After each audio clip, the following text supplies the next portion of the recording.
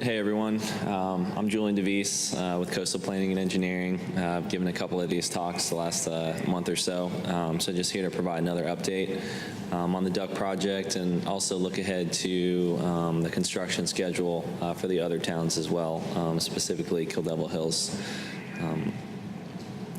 So we'll just go over a little bit of background, and then we'll kind of touch base. In Duck, there's 3 pump out areas, one at Widgeon at the south end, one at Ocean Bay Boulevard at the north end, and Diane Street, which they've only pumped out a couple days right in the center of the project.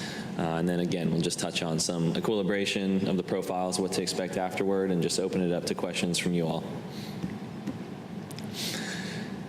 This is the same map, just to give you guys some background for those that haven't seen this before. The Duck project is going on right now. Then we also have Southern Shores Extension, the Kitty Hawk, or the town of Kitty Hawk, and Kill Devil Hills as well. We're using 2 bar areas for this project. Bar area C, which is where the 2 smaller dredges, the Dodge and the Padre Islands, take material from, and the Liberty Island takes 2 loads out of A and 1 load out of C for Duck. For the other projects, the material will be only coming from bar area A for all 3 other towns. Here we have Duck so far. So I mentioned the 3 sites. At the south end, we have Widgeon Road, and they've pumped a few hundred feet to the north, turned around, and have been pumping south since then. They have about 500 feet left till they get to the end of the taper, or the FRF property line. And so they've pumped about 1,800 feet in that area with the Liberty Island dredge. With the Dodge and the Padre, they started at the north end near Ocean Bay Boulevard. They went north, pumped that taper there, turned around, started going south from there. They had a minor hiccup with the equipment, so they jumped to Diane Street. They've built that pad there. That's that little area in the center. And this morning, they're back pumping on the Ocean Bay Boulevard line, moving south. Sometime tomorrow, they should be relocating to Diane Street in the center of the project, and then pumping north to close that gap between the 2. A couple photos of just those 3 different active construction areas. Here we have Widgeon. This is at the south end of the property. This is looking north, and you can see there's the Diane Street area, and then a little farther north as well, you have the Ocean Bay Boulevard site. So we'll go through a couple of photos. This is a close-up of the Diane Street, that platform that they've built, and going even farther north, Ocean Bay Boulevard. And so here they have that taper. That's why it kind of transitions back into the existing area. Here they're discharging material on the slope. Just looking at, so that kind of, all that equipment there in the active construction area, and just, I like to just mention this, so in terms of terminology, we're speaking the same language. So the active construction areas where they're actively pumping, you'll have fencing on both sides.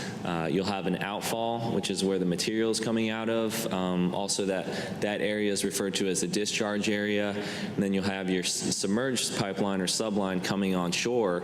You'll also have your shore pipeline, which are 30-foot sections. And so here, as they move one way or the other from those subline locations, they'll attach those shore pipeline pipes together and move down the beach. And so here you can see that the top of the screen, there's those little 30-foot sections of shore pipeline, which they just disassembled from that line.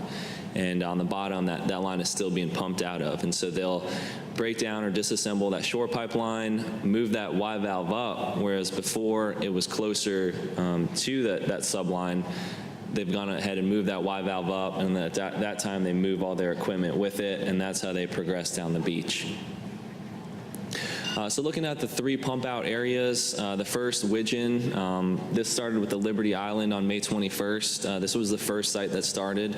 This was 2 or 3 days before they had pumped any material around a higher tide, so you can see the equipment, near that water line. And so day 1, starting to pump. The end of day 1, they built those dunes, material still pumping. And then by day 2, they're pumping seaward. They're building that pad again. You can see, I'll scroll back, that material, the dune material or the color difference, that material has bleached out within a day or so. And they continue to build the pad there. So we're at day 2, day 3, still building the pad. Day 3, day 4, and now we're starting to move south, starting to progress down the beach.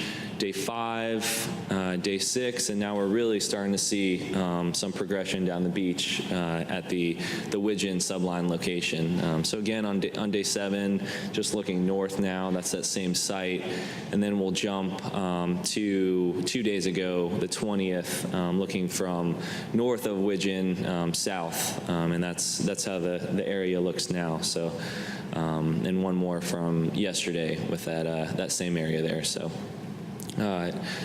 So again, that was at the south end of Widgeon, or near Widgeon, and now we're looking at the northern end. The Liberty was pumping at the south end, and the other 2 sites will be using the Dodge and the Padre Islands, which are slightly smaller. But again, this is before any pumping. Then we have our first day of material. Dunes are starting to get built. They're pumping that pad. Day 2, moving south. Now, we jump forward. That was day 3. Now we're on day 9, and we have that taper built. That north end flipped around, heading south, and day 17 here. So we skip again a few days. So again, at this site, they're pumping south for maybe another day. Once they hit kind of their limit for the line length, they'll go ahead and swap over and go to the Diane Street and start pumping north with those same 2 dredges. And the Diane Street. So they just pumped here for a few days, again, before dredging. Now we're looking at day 2 of dredging, building the pad, same process each site. And again, here we have that pad built. And you can see the Ocean Bay Boulevard site behind it to the north as well.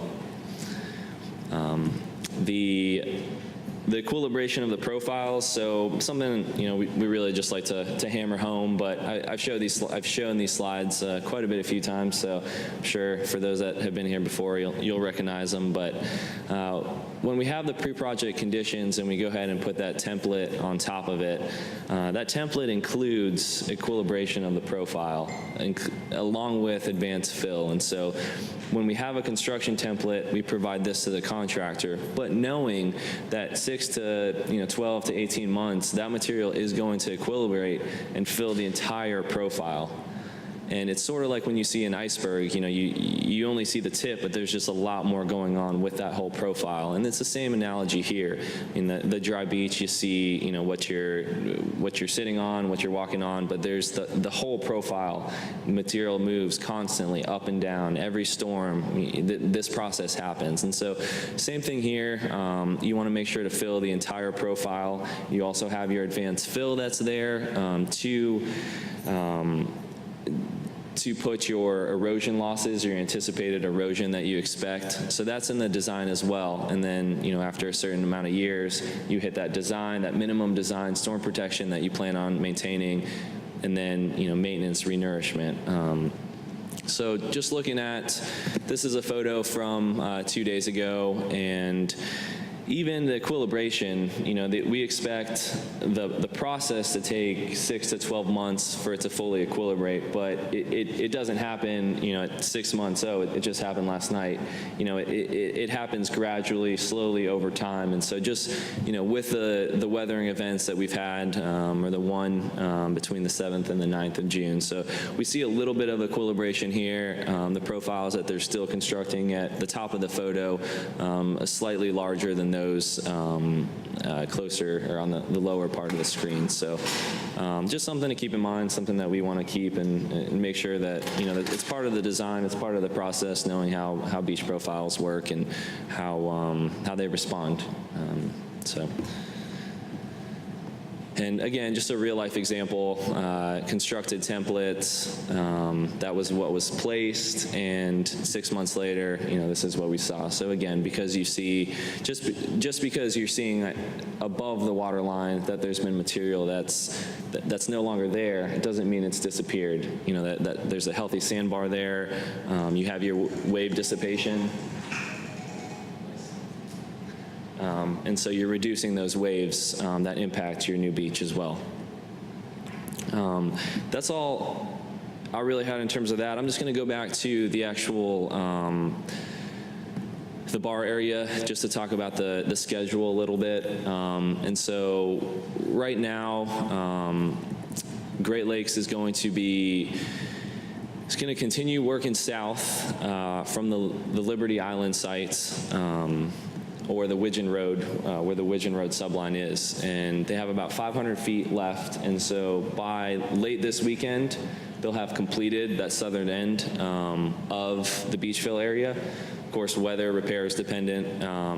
But at that time, depending on when they can get some subline in near Helga Street in Kill Devil Hills, they're either going to pump north from Widgeon Road for a few days, or relocate and start pumping at Kill Devil Hills near Helga Street at that time. So within the next week or so, you'll see one of the dredges possibly relocating to Kill Devil Hills to start there.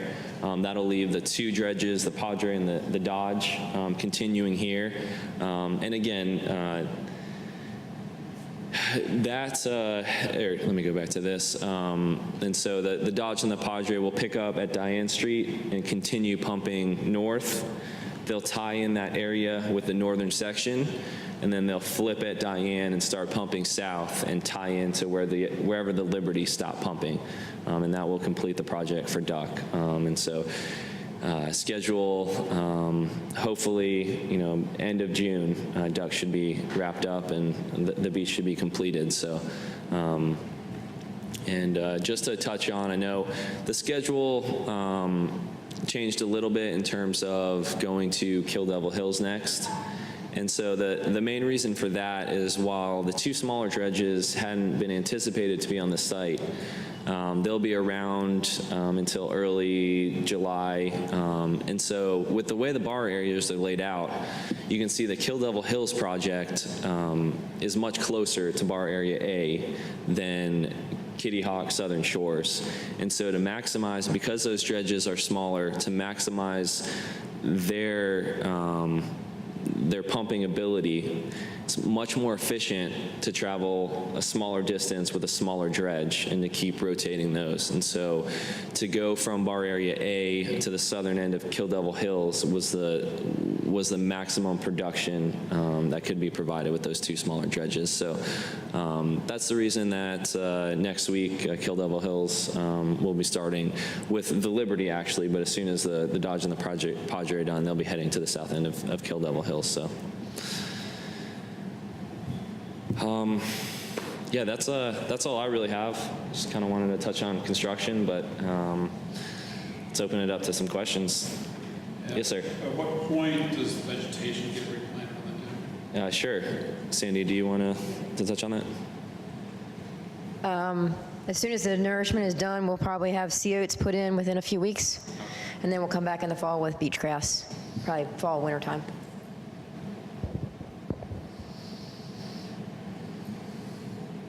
How deep is the water that they're dredging, that the dredge is picking up the material? Sure, 50 to 60 feet. Oh, okay.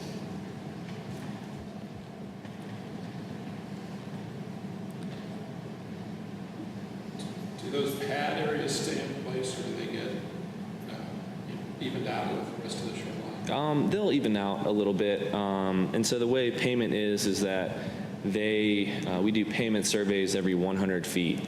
And so there's one payment survey that's been conducted on that. It's about 300 feet, but the contractor's been paid for 100 feet of it. Okay. And so when they come back, they'll have to rebuild essentially both sides to hit the template, and then they start moving north or south or whichever way it is. But yeah.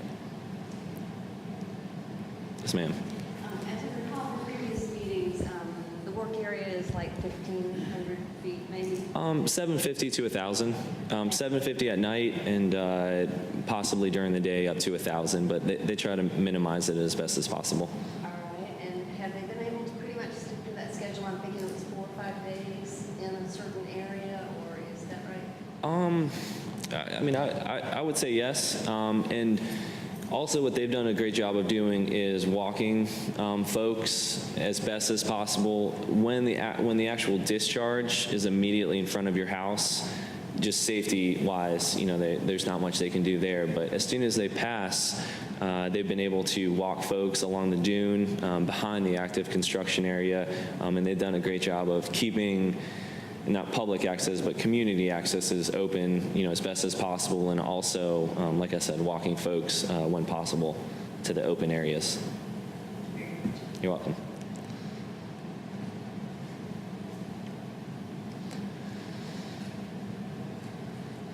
Yes, ma'am.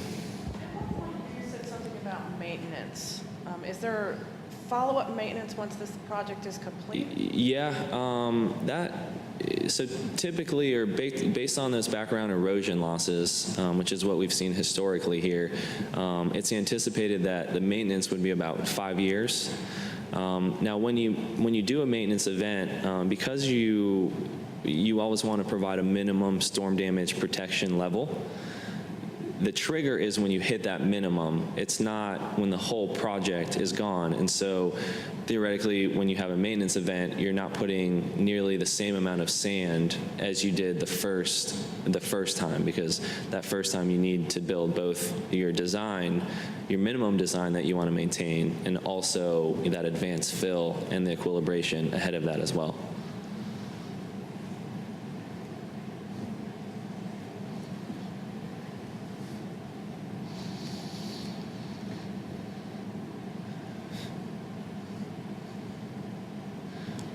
Pretty quiet today. Could be a short meeting. Yeah, I think that's it. Even just presenting, I know it's a lot of the same information. I mean, I try to add some updates and everything, but you know, once the process has started, as you saw, it started at the south end. The exact same thing happened at the north end, and the exact same thing's going to happen at Diane Street in the center. So, yes, ma'am. As you can see, it's already changed a few times. So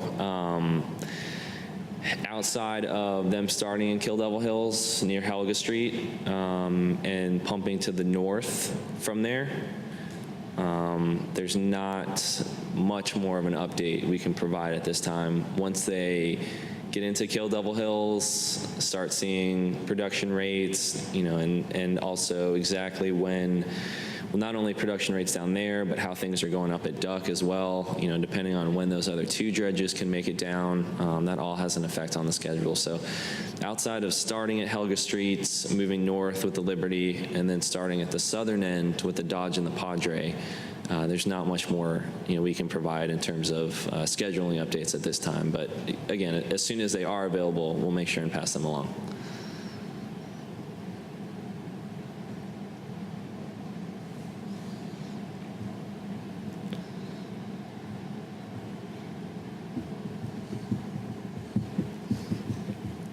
Any other questions?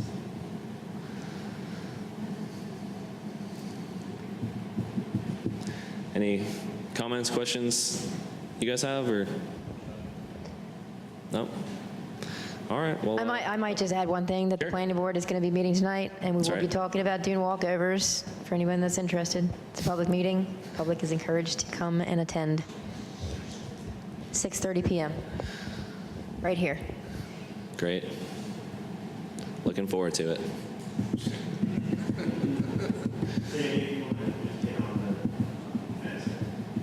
Oh, yeah, fencing started Monday on the north end up in Sanderling, and they're going to be working their way south.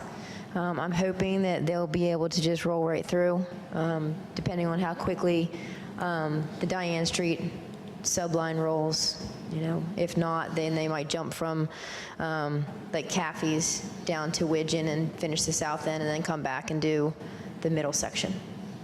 but I'm hoping that that'll all be done within a month's time or so.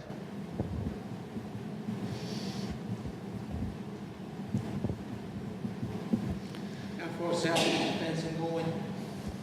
How far south? The fencing will go all the way to the south end of the Nourishment, which will end at the core property. Oh, okay. It'll go the full length of the Nourishment.